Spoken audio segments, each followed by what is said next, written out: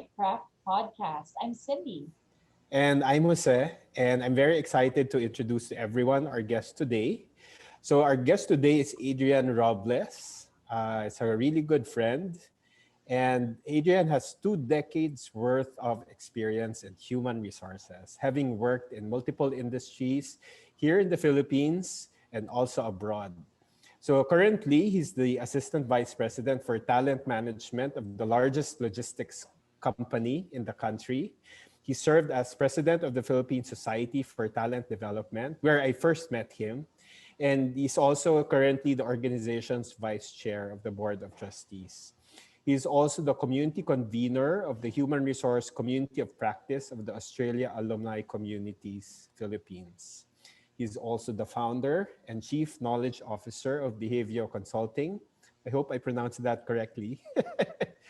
And he is also an Australia Award Scholar, having finished his master's degree in Human Resource Management from the University of Sydney and also completed the Global Leadership for Innovation and Knowledge program of the Fujitsu James Foundation, where he received the major awards, where he received major awards in the program. He is also the founder and chief knowledge officer of Behavior Consulting, which is mentioned, and an accredited subject matter expert on leadership for the Civil Service Institute of the Philippines. So, Cindy, no, talagang truly, Adrian has definitely led quite an exemplary career as an HR practitioner. Yes, But there is definitely more than that. I Sabi nga agree. nila, wait, there's more, right? Great, great. But Mhm. despite his in vlogging, acting, cooking, among others, he is also an entrepreneur and he is not afraid to explore new hobbies and interests at the same time, staying true to his authentic self. So I'd like to introduce Adrian Robles to all our listeners and viewers today. Hi, good evening, Adrian? everyone. Good evening, Jose, and good evening, Cindy, and thank you for having me here. It's such an honor to be invited in this uh, podcast. Of Thank you, course. Adrian. Of course. Thanks, Adrian. And definitely you live and breathe and talk, the values and our mission here in this podcast. And one of the things that has really impressed me, and I've been, not only as a friend, but really I've been a witness in your stories and some of your stories and also your belief in the boundaryless career, which if people follow you on social media, that's something that you really put as a hashtag, but it's something I know that's deeper than that. It's something, one of the things that you really believe in. So what do you mean by the boundaryless career and why is this so important?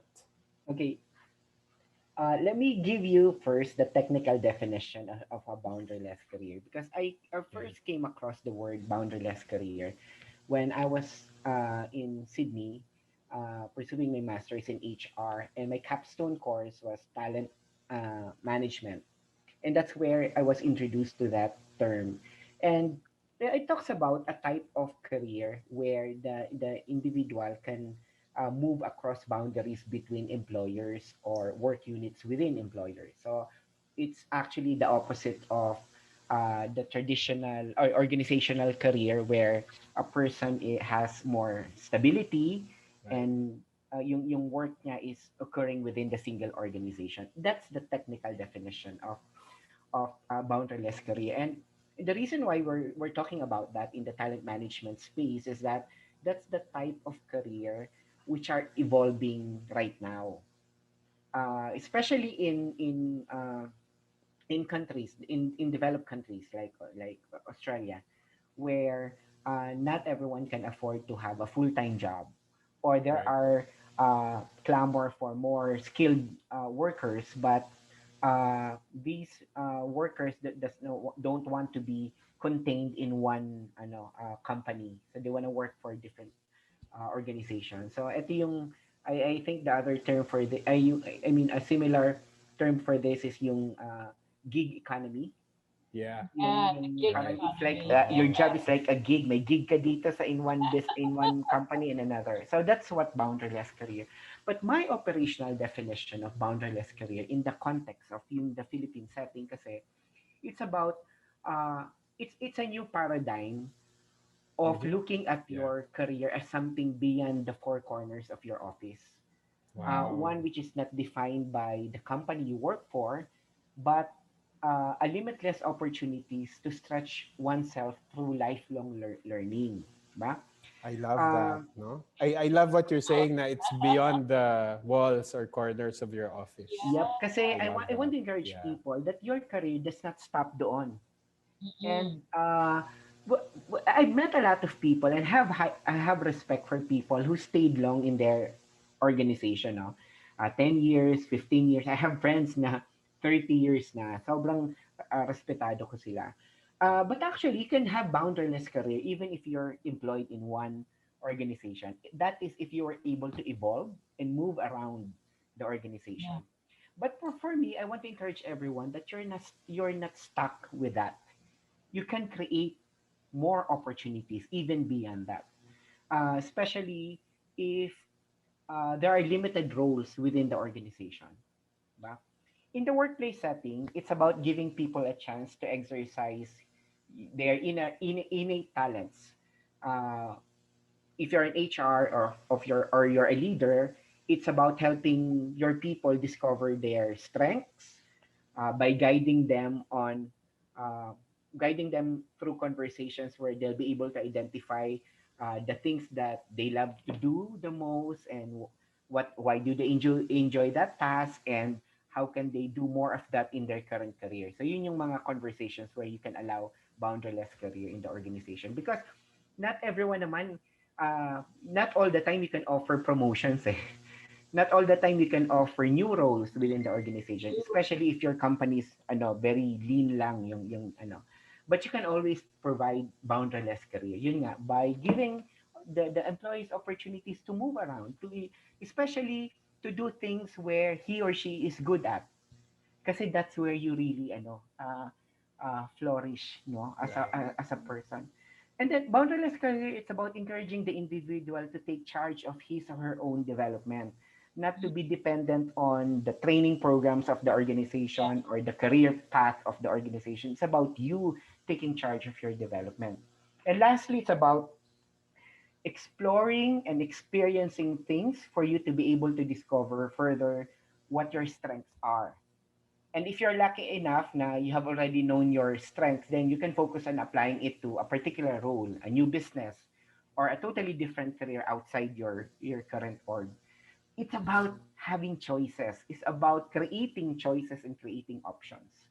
So that in situation like now, na nawawalan ng trabaho, very limited yung Mhm. opportunities outside, you have options. You will never be afraid. It's about True. that. I really love that, Adrian. And Yeah. you That's know, amazing, huh? yeah, I Yeah. mean, it's like, and I love how you were explaining how this boundary less career allows people to really develop themselves, and there's such ownership on their part of their Mhm. growth, and it gives them that agency, but also that power. So, when you, I'm so glad that you explained it, and I guess the significance was when you encountered it in Sydney, you sort of used that and made Mhm. it work for you. Now, personally, how does this connect with you, just exploring having this boundary-less career? San siya nag-umpisa? How did it start? Other than knowing this term from Sydney and HR, the HR world, and learning that from that course. Actually, the reason why uh, parang I find it very special that term because I realized I've been living a boundaryless career ever since. Kasi sobrang Yes. before the only way I can describe myself is I'm very ambitious. Okay? Others describe me na napaka-impatient, hindi hindi napapakali in one company, di ba? Yeah. Mm. Ako mas gusto kong sabihin na I'm very ambitious. And I'm proud to say I've been to 12 or 13 companies na. And I Wow. always siguro ang longest ko is mga 7 years yung first job ko as a guidance counselor in San Beda. And then after that mga 3 or 4 years na but I'm proud to say that every time I move from one organization to another, it's a bigger jump from my previous one. Mm. So laging growth. Lagi ang reason ko is for growth. Uh, Parang growth mindset. growth mindset Ganon. talaga. And Yeah. some people are amazed na how I've evolved into such yung professional in fact to be honest no my friends in college cannot imagine na I would end up like this because when I was in college I was very timid, I was very shy, I could not even speak in front, I could Wow. not even share a Wow. joke, Parang ganun. that's hard to believe, ah. Precisely, di ba? Precisely, Yeah. Jose. That's sobrang overly timid ako. I cannot even walk sa corridor when I was in college. Wow. Sobrang insecure ako. Wow. How did you overcome that, Adrian? What's the turning point? Okay, good question. Hindi because I realized na sabi ko, uh, there must be a way for me to overcome this kasi otherwise I'm limiting my opportunity kasi I know that I have classmates in college na talagang college pa lang leaders na sila. I Mm, admire yeah. a good friend of mine na SK chairman siya sa community nila. I could not imagine being an SK chairman. Pero sabi ko, there must be something that I can do about this. And then I realized, sabi ko, ano ba yung closest uh, activity where I can develop yung overcome yung shyness ko. And I realized I need to join an acting workshop. Oh, Kasi acting 'di ba, workshop. yun eh. Yeah. Ah. Yun yung fear ko eh. Fear Sure. ko that people are looking at me. Even Yeah. I'm working at the corridor, feeling ko people are judging me. So, ganun naman yung acting eh. So, I joined an acting workshop sa church namin. And doon ko nakita, kasi part of acting workshop, if you've experienced that, yung Yes. exercise of, you don't look at the audience. You imagine na parang naka-spotlight ka lang. You don't see them. Yung actually yung discipline na yun yung na-develop. When I'm on stage, I'm a totally different person. Now, when I'm doing training, when I speak in front of the audience, kahit hundreds or thousands, hindi ako nahihiya. Pero nahihiya ako when I talk about myself. When I share something about myself, medyo nahiya ako, like sa family ko, pag ako na yung magsasalita, medyo nahiya ako doon kasi totoong totoo yun eh. Pero but when you're on stage or acting, ganito iba yung saka mas prepared ka. So doon ko na overcome. So sabi ko nga, uh, I am a product of boundaryless career. I didn't know na may term pala doon. And I didn't know that there's also a formula and you can be deliberate about it pala. I thought I was just doing it naturally, na every opportunity, hindi ako marunong, siguro kasi, yun ako eh, ang characteristic ko is, I want to try this, and I'm not afraid to fail, kasi ang feeling ko, at least I tried, di ba? Yeah. And then I ended Yeah. up, of Yeah. course I have Importante failures, yun. but I Yeah. ended Very up important. doing things na na-realize ko, eto pala, I'm good at it pala, di ba? So kung nagpa-apekto ako when I was younger, I would not be here. Kaya may mga college classmates ko during our reunion, parang they could not imagine me being a speaker, being a motivational speaker. Kasi yung Wow. college ka nga, hindi ka nagre-recite eh.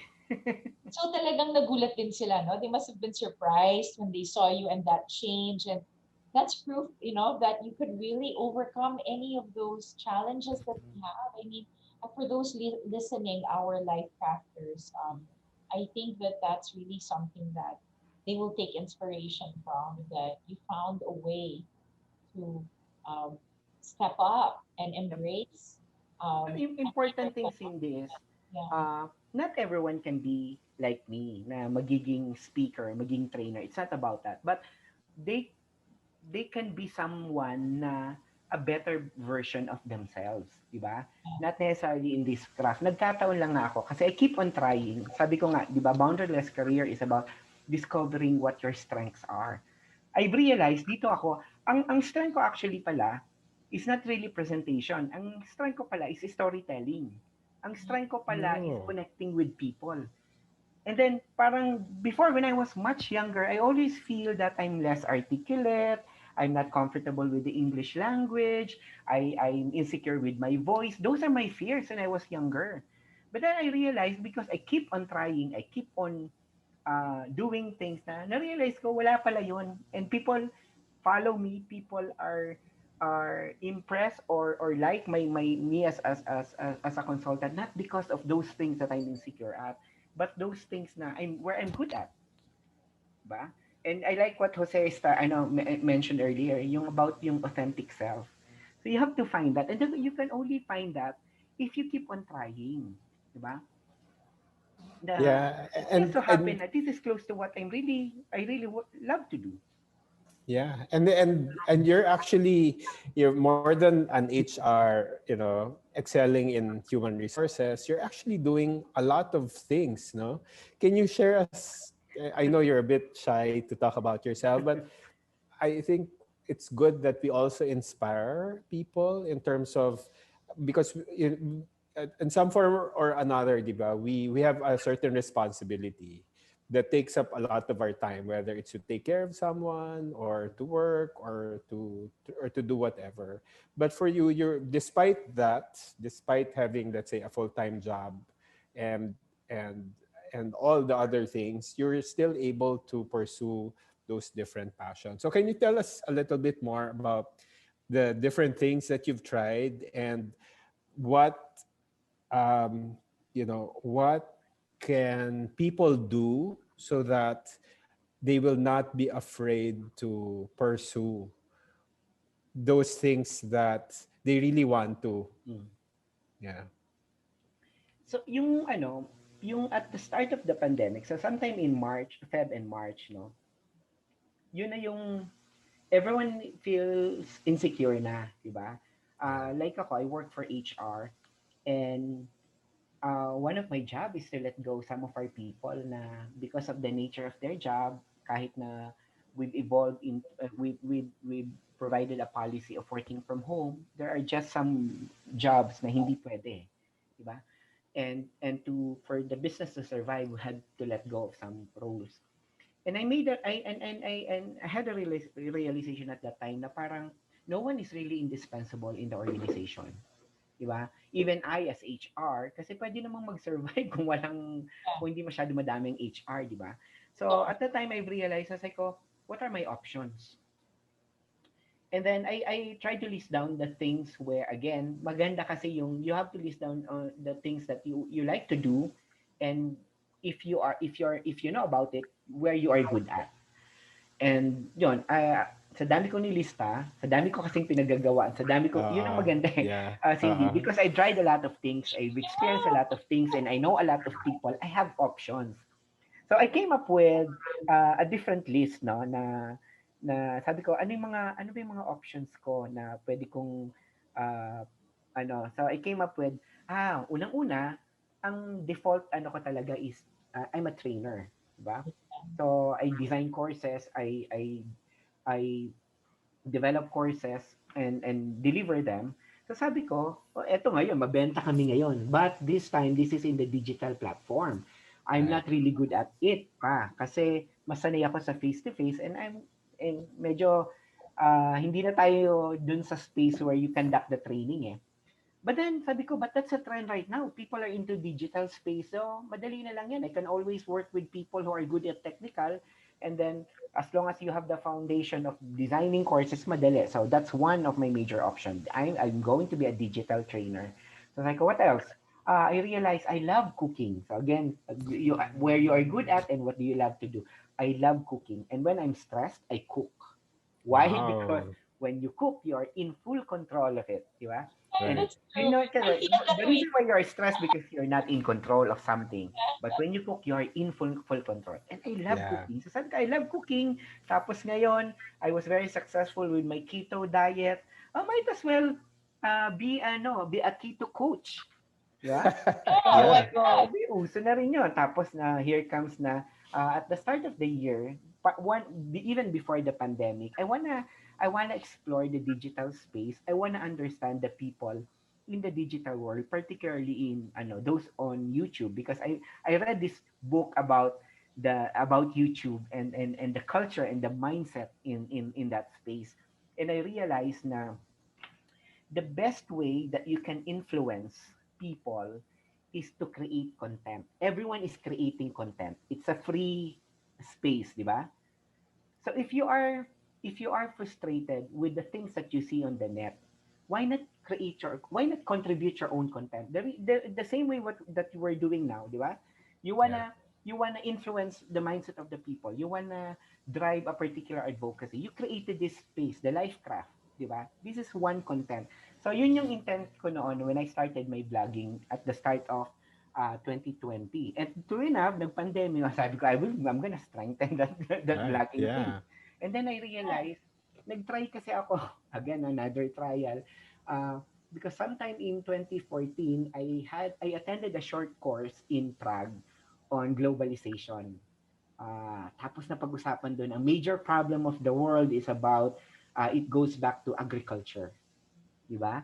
And kaya si Jose, gusto ko yung project na ito. Ano, kasi yun yung kulang, di ba? Because of the industrialization, wala nang agriculture, wala na. So, that's another story, pero naisip ko noon, okay, the only way I can do that is perhaps mag-try ako ng sarili kong organic farm. I'm not a farmer, but I came from a family of farmer. My grandfather is a very good farmer in Bicol. So may binili akong maliit na lupa doon. I asked someone to plant some organic veggies. Pero ano lang yon, parang backup. Ngayon, naisip ko, oh, that can be an option. Di ba? Parang Yeah, everyone is into healthy definitely. living. Si Jose is coming back from Australia. Baka pwede ako mag-partner. So again, that's another option. Di ba? So yun, tapos naisip ko, ba, uso ngayon yung mga insurance. Ang dami kong nakikita. And I'm one of the things one of the best decisions I made was investing on insurance, investing on my future. And then I really believe in the product. So sabi ko, baka eto rin, baka I can also be an ambassador of this, di ba? So yun, ang dami kong options na kini-create. Only one, sabi ko nga is, uh, I need to be prepared to whatever it is that's gonna happen on my career. Diba? Hindi ako dapat magpanic. While I'm doing my best to keep my job, I need to create these options. Pero one more thing, Jose, na wala dun sa mga options na sinulat ko, I realizing din, Jose, na Yeah. uh, 20, ilang years na ba ako nag-work? 25 years ago, I walked away from theater. That's actually my Oh, first your love. first love. Kasi nga 'di ba Yeah. doon ako na-develop, umattend ako ng Mm. Yeah. acting workshop, gumagawa ako ng theater plays, and that was what I really loved the most. But Yeah. for practical reason, I have to walk away from it Yeah. and start sa corporate. Tapos yung mga colleagues ko at that time naging very successful na sila in theater. May kurot sa puso ko. But I Mm. have to be practical. I am the breadwinner of the family. Sige, focus here. Tapos may dumating sa point na you can afford na, but you can afford paying tuition on acting workshop, but you don't have the time. Pero ngayon, we all have the time kasi lahat is offered digitally, di ba? I mean, online. And nagkaroon ng workshop ni Ricky Lee Yeah. online and on a Yeah. weekend. Nagkaroon ng Good point. PETA acting workshop online and on a weekend. I enrolled in on those courses kasi ngayon, now I can afford it. Now I have the time to do that. And Right. when I was doing it, and um, kasi nga weekend siya or evening, a lot of my friends say, buti may time ka pa. Eh, sabi nila, sobrang busy na natin, bakit may time ka pa? Uh, if it's something that you love the most, actually, sabi ko, hindi siya nakakapagod eh. It's actually where you draw your strength and you become refreshed because of those things. So, in your eyes, sobrang busy ako by involving myself on those stuff. But actually, no, they are the source of my strength. And You Adrian, are the distraction. My work is the distraction. This is what I love to do. We And sabi shouldn't ko tell nga, this to your organization. hindi, that's what I like about my boss. Sa kanya, she believes kasi na, sabi niya, you have to take care of yourself, especially on weekends, sabi niya, kasi so that you are refreshed come Monday. So, yeah. so that's what I love about my boss. Yung ganun, Yeah. parang sabi niya, sige, do whatever it is that you love to do kasi nga, you need that eh.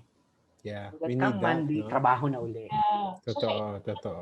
nakaka-relate ako dyan sa sinabi mo because when I was young, I was also very timid, but because I joined the drama club in school, that's how I overcame my shyness and I had an inferiority complex. So I love hearing you talk so passionately about, how you overcame. And for those who are listening, how does one get to this space where you are, na ano yung mga steps that they can take? Kanina you mentioned na whatever it is that you're fearful of or what you want to be competent in a certain skill, so you go and study it or you put yourself out there, right? Mhm. The second one was to allow even more opportunities to come your way. Like, oh, there's this opportunity. I want to try that. I want to learn that. And then you started really exploring, like on your own. Parang I felt like you have this natural sense of curiosity Mhm. that Mm. allows you to really like ask questions and then say, hey, this looks like something I'd love to get into because you are ambitious. But how about someone who's probably lost their drive or ambition? Someone who's, you know, in a Or job takot, di and ba? scared. Yeah. Yes, natakot siya Yeah. na, Or "Ay, yung kaya standard yan." excuse, di ba? Standard. And this was my excuse also na I don't have time or I'm too tired na for Mhm. the weekend or I'm too tired at night to take those courses. But I really want to, but oh yeah. Paano yun? Ah, Paano sila? when my friends ask me that, I always tell them, ako kasi sabi ko, ang greatest fear ko yung when I'm on my deathbed and I will say, what if? Oh, wow. What if I've done this? What if I've done that? Diba?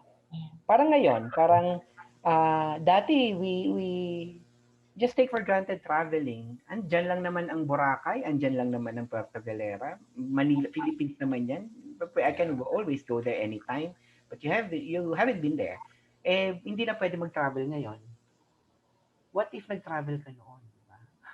Ngayon Mm. meron kang sinishare na memories. That's just an example. Parang you're losing a lot if you will limit yourself with yung mga ganong mindset na saka na yan or natatakot ka. Pero actually great yung fear kasi is what really limits you to evolve. Uh, Years ago, my I have a sister who's taking her master's in special education. And sabi niya sa akin, bro, may isa akong natutunan for you to part ng creative thinking exercise. Write down the things that you are afraid to do and try to do it one by one. Do it Wow. once. See, Wow. that's a good Grabe. one. Gulat na yan. Oo, Diba? that's a great one, Diving, ha? I love singing that. karaoke, ganun. Yeah. We wrote 10 things. And then we tried to evolve. Kasi sabi niya, once magawa mo daw yung things that you are afraid of, it stretches your potential eh. And for all you know, the very things that you are afraid of is the very thing where you are good at. Yeah, and you might even Diba? enjoy those Yeah, things. Yeah. parang ako, 20 Yeah. years ago, I was so afraid to speak in front. Right, Now right, it's my bread and butter, di ba? right. So, yung ganun. So, one approach is to pwedeng ganun, write down the things that you're afraid of and try to do one by one. But another, ang quickest, actually, a shortcut, which I just read recently, try to do the things where you are good at or who you love to do. Yung strength mo. But that's a shortcut. Yeah, Try to identify the things that you are good at or that kahit hindi mo pa alam strength mo, then just write down the things you enjoy the most. And why do you enjoy doing that? And then try to find the closest activity to that. And then perhaps dun mo madidiscover, ito pala yung gusto ko. I Diba? love what you're Kasi, saying, man. so Kasi baka that's a connected siya shortcut. yeah, sorry to interrupt. Mm. Kasi connected yung sinasabi mo sa course namin na LifeCraft. We really encourage people to be curious to look at what they enjoy, what are their pockets of joy, ano ba yung kumusta ang health nila, ang mga relationship nila, ang mga trabaho nila, and how does that create a life that they're very happy with, a life that really makes them feel so fulfilled, that they're living the life of their own, with their own measure of success. But So then, thanks, Adrian, for that. I mean, for you, ay sige, may sasabihin ka pa. Go ahead. hindi yun nga. So, as you explore that, as you Yeah, do these things, babalik uli ako dun sa boundaryless career. okay. Wag ka manghinayang with all those things that you're trying, even if you fail. For all you know, all of those experiences will be part of something that will prepare you for a future role. Nare-realize ko ngayon lahat ng ginagawa ko, product to of everything that I've experienced. Nagugulat ako bakit ang dami kong alam on little things. I don't claim myself as an expert, but I know a little of everything. di ba?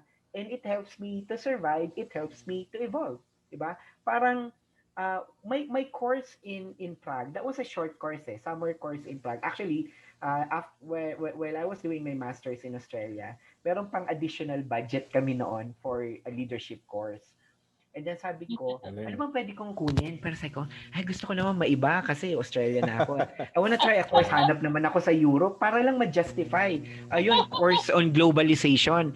Actually, I don't even exactly understand what the course is about, pero it's in Prague and I'm gonna stay there for 3 weeks studying with the with European Fantastic. students, Yeah. di ba? Ako, I'm after that lang. Only to be exposed on the concept of globalization. And yun nga, na eventually magagamit ko pala siya, 'di ba?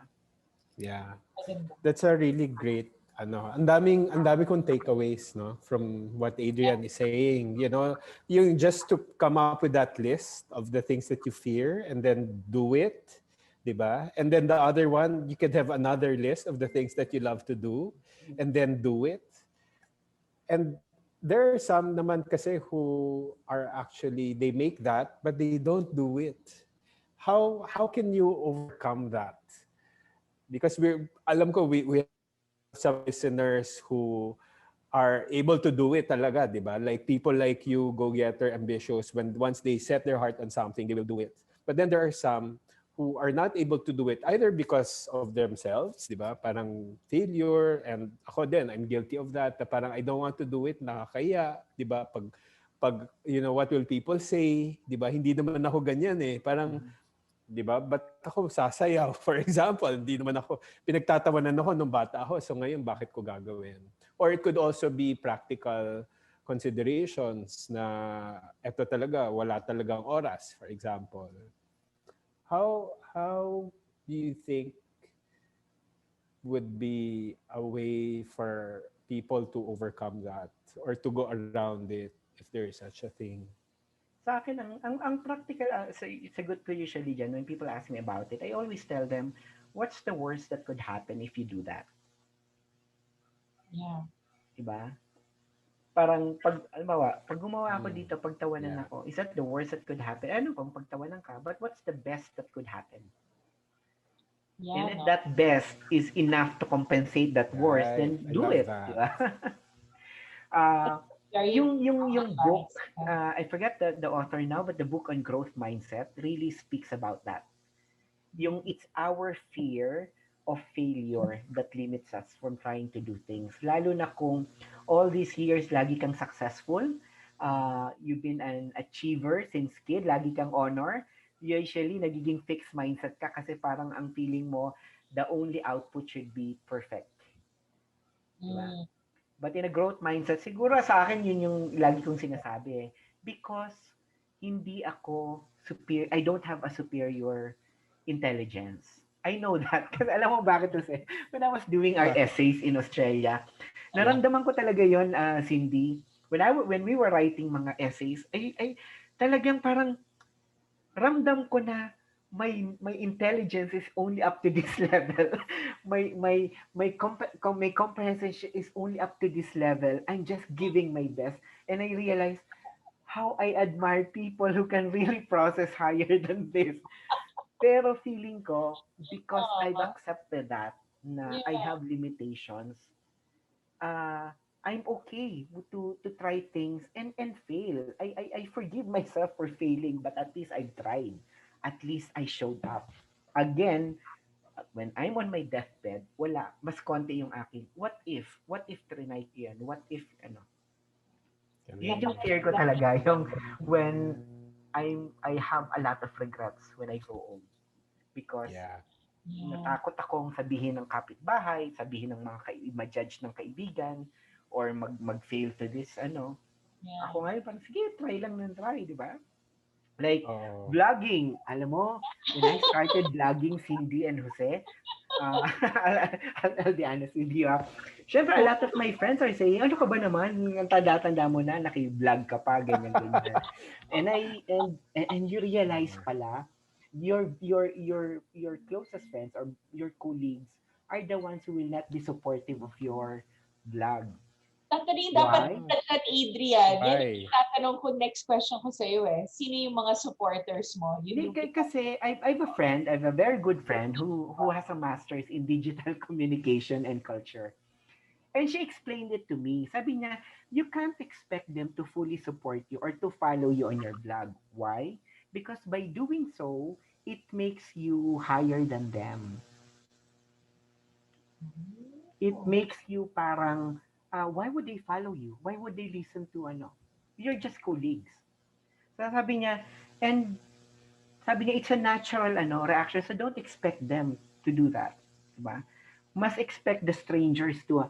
But remember, you're not doing your content just for them, just for your friends. You're doing content from the millions of people on the net trying to look for relevant content. So doon ka mag-focus. napakaganda nun, Adrian. Yun yung tatanungin ko nga sa'yo na sino naman ang support system mo? Kasi eto, here you are, you really explored. You've overcome a lot of fears by trying different ways and looking at your opportunities because I feel like you have great skills and then you have great talent and then you also have opportunities.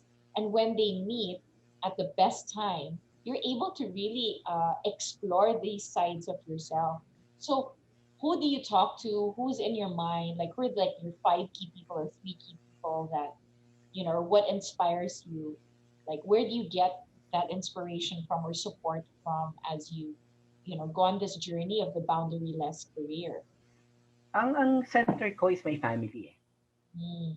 Diba? So even before I post something, alam ko mga pamangking ko are looking at my post because when I see them on weekends, they will say something about, Tito, you posted something like this.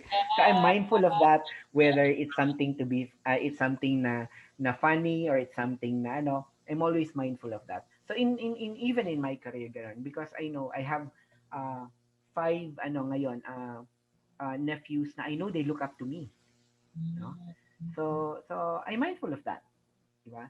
So sa akin, ang important is the acceptance of as long as may acceptance ako nung family ko. Sila yung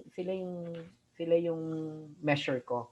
Na and select few friends, di ba? The rest they're just noise. Yeah. Di ba? Yeah. Sa kanila ako yung parang pag mag-react ang mom ko, particular lang mom ko, I have two sisters na missionary, one is a pastor in the US. So sila yung sila yung standard ko pag acceptable sa kanila, hindi sila nagaling, medyo okay tong pinost ko, di ba? And they Yeah. are honest enough naman to tell me, oops, ganito, ganon. So sa akin, sila yung test ko. If I'm okay with them, I'm good. The rest, again, sabi ko, they don't matter. Ingay lang yan. Yeah. Yeah. It's just noise, no? Yep. And I think that's also a key, no? Like finding who your supporters are Yep. and being really, parang alam mo kung who matters, right? Yeah. And then everyone else, they shouldn't matter. Yep. Because at the end of the Kasi at the day, end, really, what of the day, matters is, pag ano nagutom yung ka, importante sa atin and even our loved ones. yep, tama ko. Kasi at the end of the day, pag nagutom ka, pag nangailangan ka, Yeah. di family mo eh. Or whoever, kung sino yung pinaka significant person in your life. Sa akin yung family ko eh. Diba? So, sa kanila, Yeah. yun yung ko. Sila ang major audience ko. Yeah. That's Galing. So, beautiful, Adrian. yeah, so really great lessons, Adrian. Maybe, as last words, like how can people follow you if they want to follow you? And any last message to them before we conclude this episode? Depende on why would they want to follow me. If you want to follow my stories as kung gusto mo ako maging kaibigan, follow me on my Facebook, AJ Robles. Pero i-check ko muna ang profile mo kung worth accepting ka. Otherwise, bawal lang haters. Otherwise, itatag kita as something, di ba? Kasi mga FB friends ko are really my friends eh.